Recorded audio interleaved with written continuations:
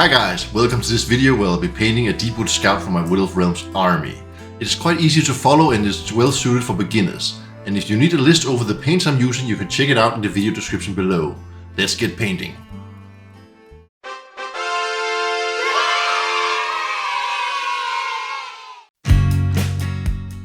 I'll be using 3 brushes throughout this video. A base coat brush, a layering brush and an insane detail brush. All from the army painter. Since most of the model is going to be green, I'm using Death Rattle Green from the Color Forge as my undercoat, but you should use whatever you got available to you. It doesn't really matter that much.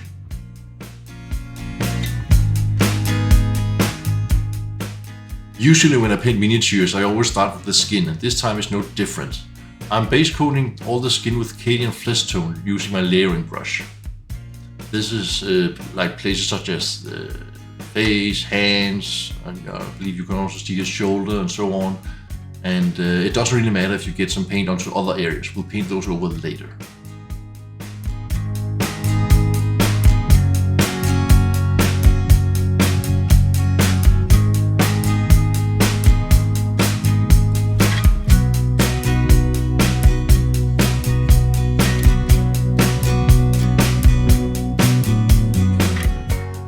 Using the same brush as before, I'm now adding a shade of Reikland Fleshshade. This will help create shadows and define our miniature. Give it plenty of time to dry.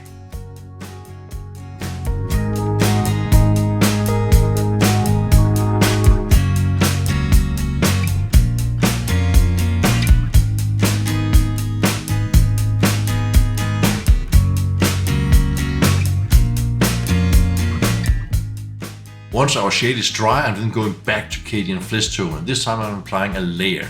This essentially just means that I'm avoiding all the recesses and crevices.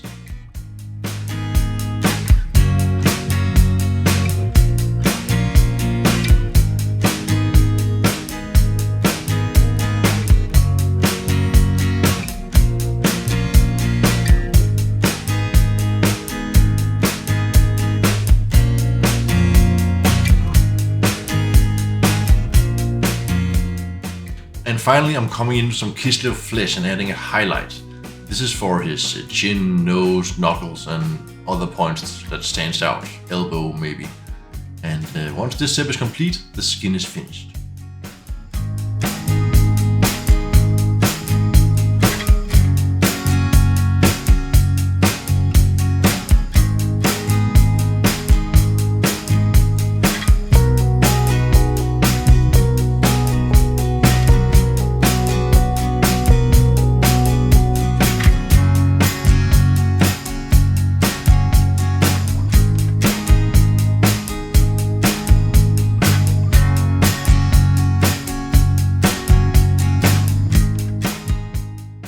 When the skin is complete, I'm then moving on to the black cloak. And I'm not using a pure dark color here, I'm using an off-black, Corvus Black. This is because I want to shade it with a black shade later on. So grab your base coating brush and paint it black.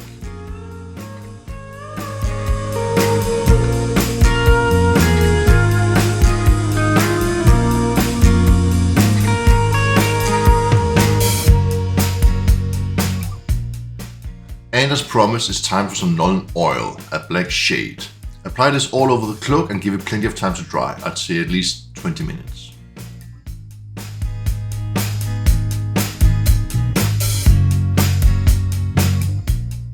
Next up, it's time for some layering and highlights, and I'm using Dawnstone for this. I've thinned it down with plenty of water and then I'm adding it to the highest points on the cloak. And whenever possible, such as on the side of the cloak, use the side of your brush for much better control. So do this around the cloak and then we can move on.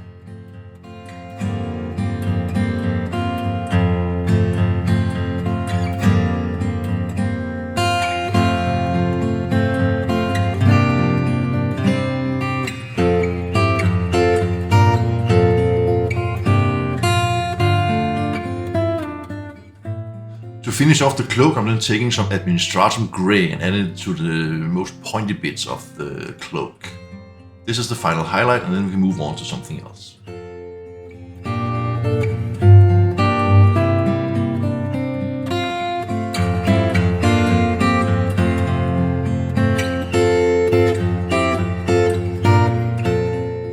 Next up, we're going to paint the clothes on our elf here, and there is several layers of clothes that we're going to paint. So therefore I've chosen 3 different colors to spread around all these layers. And the first one I'm going with is Warboss Green.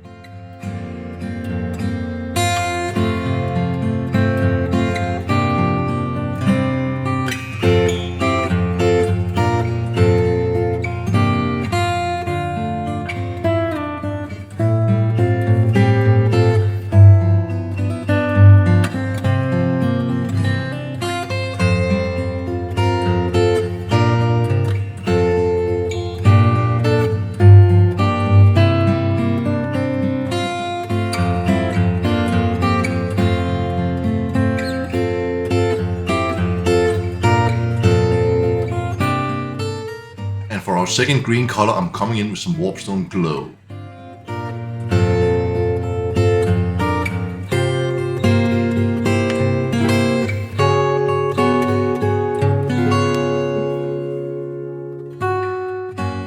And for our final green color, I'm coming in with Straken Green.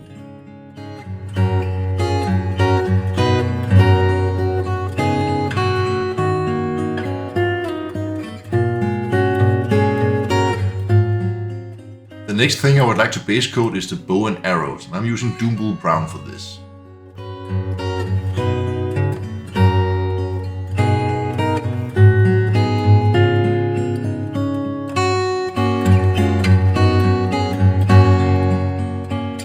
Next up is some Screamer Pink. This is for the feathers and the weapon handle, such as on his dagger and on the bow.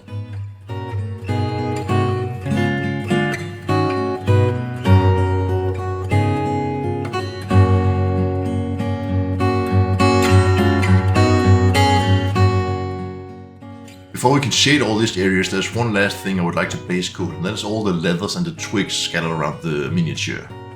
This is such as the boots, the twigs around his waist, and you can see it on the model.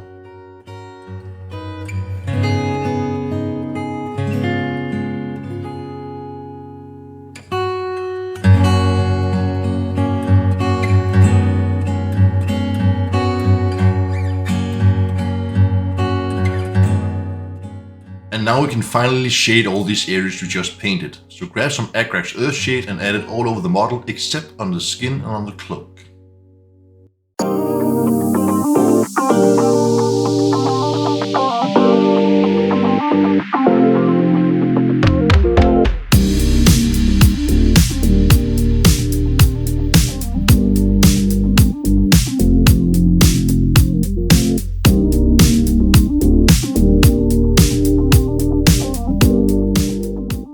This shade completely dry, the model might look a bit weird, but do not be afraid, because we're going to layering back up right now.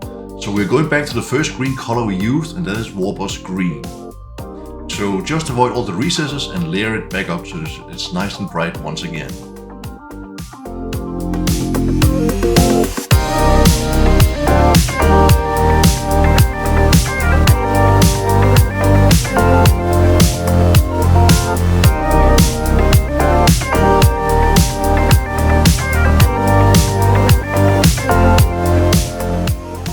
To finish off the first green color, I'm then going in and adding a highlight using Skarsnik Green. And once again, remember, use the side of your brush for much better control whenever possible.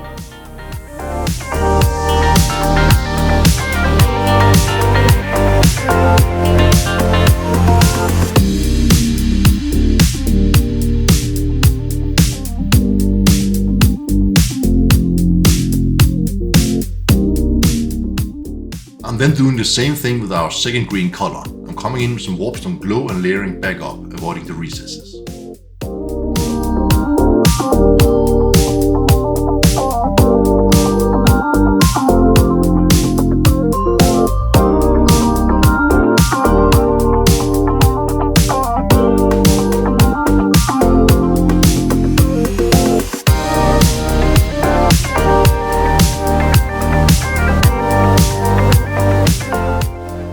To highlight our Warpstone Glow, I've added an equal amount of Warpstone Glow and Skarsnik Green and thinned it with water.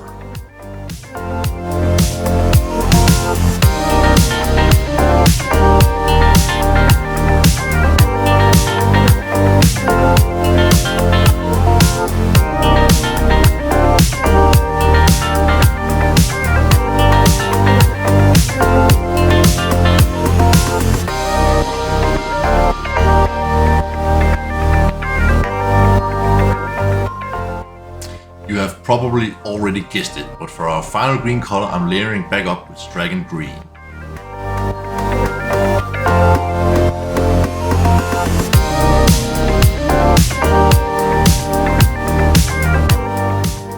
To highlight the Straken Green I'm using Ushabti Bone, but I'm also using this color to paint up any stitches found around the model.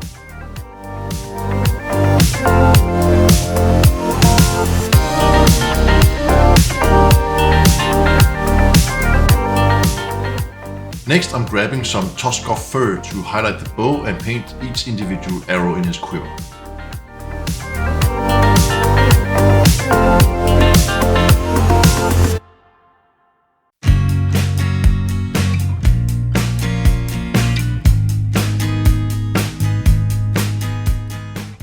Then I'm highlighting the feathers and the weapon handles with some pink horror.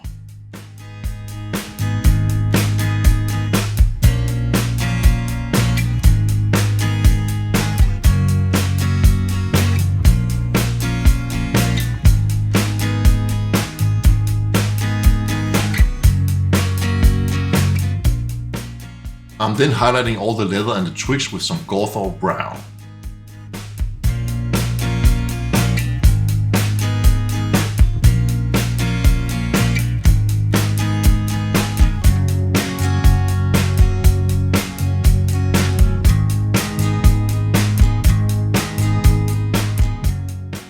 The final detail I'm going to paint is all the gold. Well, all the gold I say. There really isn't much of it, but it's places such as on the crossguard, on the dagger, and there's also some rings on top and bottom of the bow. I'm painting these with Retributor Armour.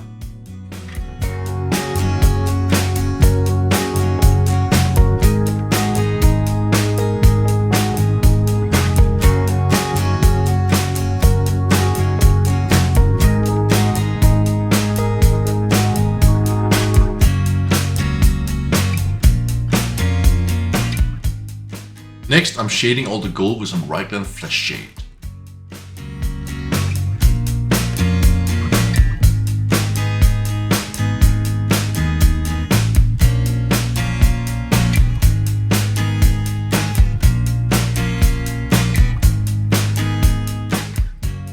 And finally I'm moving in with some Liberator Gold to highlight all our golden details.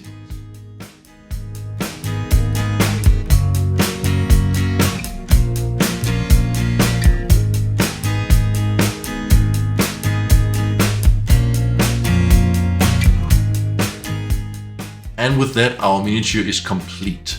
Next up is the base, and you should of course base it however you want so it fits in with the rest of your army. But I'm going with some Agrellan Badland, followed by a shade of Agrax Earthshade and a dry brush of Terminator Stone. Then I'm going to add some Verdure Veld tufts and some yellow flowers from Green Stuff World.